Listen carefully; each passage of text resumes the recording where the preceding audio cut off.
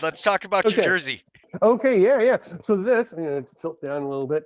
This is an absolute beauty. I love the minimalism. This is a Hungary jersey, number 28. Thanks to George Hansi for it. And it's the stag, which is a national symbol, the outline. I just think it's a fantastic jersey. Love the colors.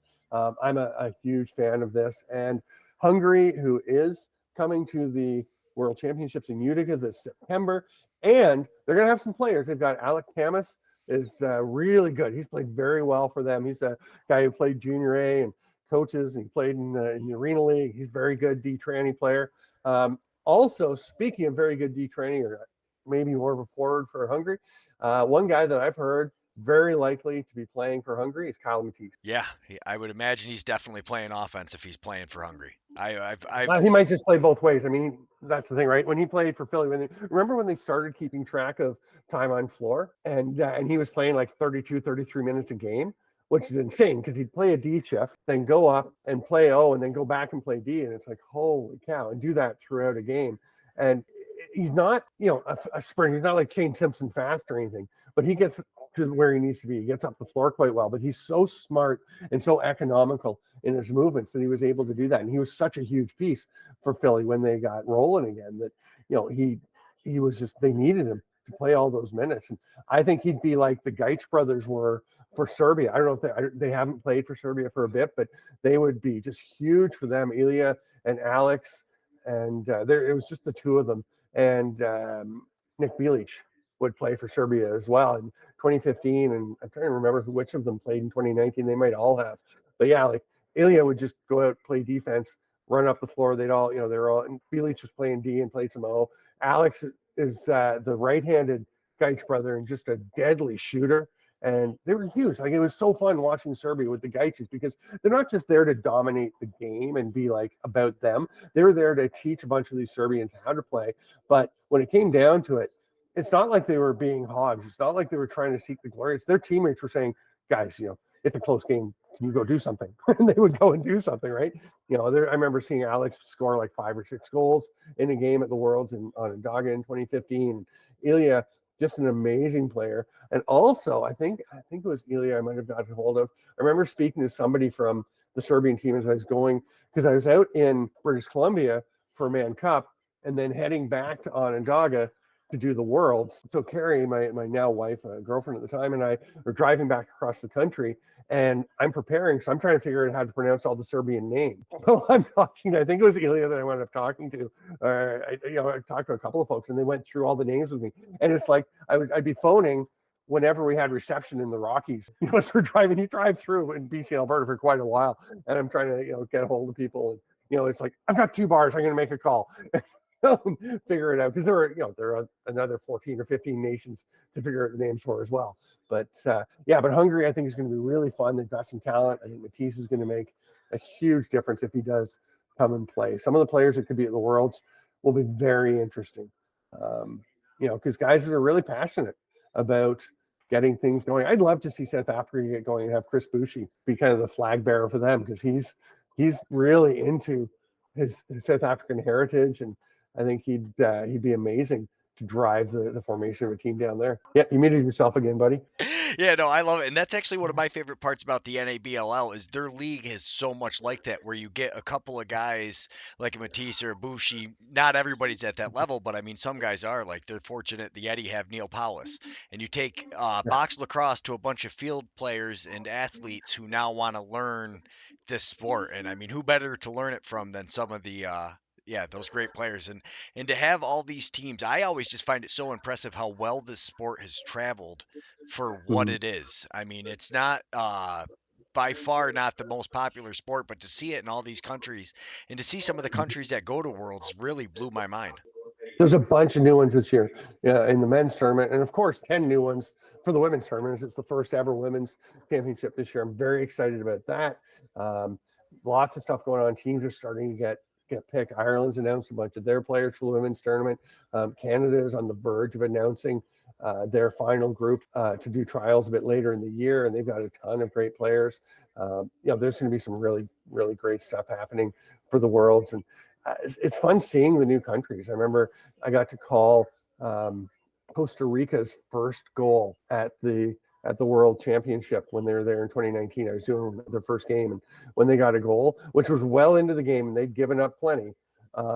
They got a goal and they were so stoked, and it was a really nice shot. It was just a great shot, picked a corner, and they built from there. I mean, they were not competitive to start, and they got better and better, and now countries build, and you see it. And the big thing is the development of the domestic programs, which you see in places like Finland, Czech Republic. I remember the Czechs being at the Worlds in 2015. They still had a handful of Canadians with Czech heritage on the team, including Mike Poulin. They had big defender from the West Coast. I can't remember his name now. They had Czech Konecny playing for them, and for their last game at the Worlds in 2015, they didn't dress any of their Canadians. The coaches went and talked to them. It wouldn't have been Roman talking directly. He would have an interpreter because he doesn't actually speak English. He's such a nice man, the Spanish coach, the Czech Republic. And he's so friendly, and I always remember liking him. So I would say, hey, Roman, how's it going? And he just goes, he smiles and waves or shakes your hand and says, no English. but yeah, they didn't dress any of them and just played the Czechs, and they are an all Czech team. And Germany is really going that route with going all German right down to coaching. I mean, developing coaches for there. So I think it's really fantastic to see the way that it's growing in some of these countries. And I'm very curious with Germany. I know we're getting off. And then you get a coach from somewhere, because like Neil's coaching the Netherlands team. Yeah, he has been for ages. Yeah, and yeah. I love that kind of. Yeah, I was going to mention that to PBLA when I talked to Neil before the game and say, what's your roster like? Who have you got? And he changes like, yeah, we're a little short. I might have to step in today. And he sounds so reluctant. And I'm like, dude, you're just hoping you get to play. That you have to put yourself in, because the thing is, he'd go and score 2 or 3 goals. He's in his 40s, and he's still like a great shooter, such a smart player. Very distinctive. He's got kind of the square shoulder pads and just the way he carries himself, very upright. You can really see him. He is so skilled. He was a great, great player when he was younger, and now he's coaching and putting so much in with the Netherlands and with different teams. And he, I don't know, he's just really fun to run into at tournaments, and he never minds having to put on the gear. And jump in. As much as he may say he doesn't want to play, he wants to play, and he'll do a good job of it. Yeah, he never minds putting on the gear, and I'll tell you, he must really love coaching, or he's just naturally good at it, because he was one of the first guys I met that really was like, okay, let me, when I would ask him questions, he'd be like, oh, you really have no clue about box lacrosse. I was like, no, I've never seen anything like this. I was like, this is amazing. And he would like explain, because he's, especially with the offense, like switching sides, like, just trying to get guys to understand, like, it's not that it never happens, but if it does, this is what needs to happen to make it. Yeah, like the intricacies of there's a lot more than oh, we got the most shots, we should probably win. Well, not if you're shooting all from way outside, hitting the goalie in the pad, shooting the offside where the goalie gets to pick the right angle, and just the little things like that. And really, the stick having eyes, is he was the one who explained it to me the best. As far as, don't judge how good the shot is by where the shooter is. Judge how good the shot is by where he's putting his stick as he's shooting. And I was like, oh, he's like, that's where you'll really see. He's like, because it looks like, how did he even make that shot? And it's like, well, look, he just reached over here, and now all of a sudden he had all this room. Yeah. Well, especially because, you look from the camera or from the stands or whatever, and you're behind the shooter, and you look at the goalie, and there's nothing available in the net. But if you were able to shift the camera over, if you're able to shift yourself over and look straight behind the head of the stick, all of a sudden, that's why they say the stick has eyes, because from there you can see a little hole. And the trick is believing in that and being accurate and skillful enough to hit that spot. That's something that, being 6'9" and having pretty long reach, I try to take advantage of that when I play, and I sometimes do. Not very often, because I'm not that skilled. I'm not a great lacrosse player, but I do know what I should be doing. And I do the right things, and sometimes it works out. But you get guys like Neil who just know how to take advantage of that. And yeah, it's a whole nother story. And it's funny you talk about him being so patient and instructing stuff for you when you didn't know anything at the beginning when you started watching, because that's what it was like with the Netherlands, right? He had a handful of players who'd played, guys like Graham Bergsma, veteran player, great resource for them to play, and other guys, Ross Parsons, and so many people have come and played for them. But there's a bunch of guys who have never played who just love it and get into it, and that happens for so many of the nations. You got a bunch of guys who have not played, and a bunch of women now who have not played and get into it and are just sponges for the knowledge and so appreciate the coaching. But you got to start with some pretty basic stuff. I remember helping coach.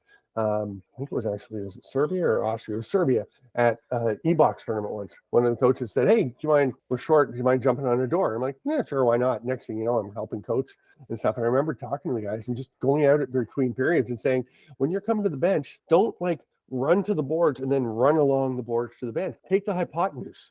You guys are smart. You know the hypotenuse is the shortest root of this triangle, the shortest side.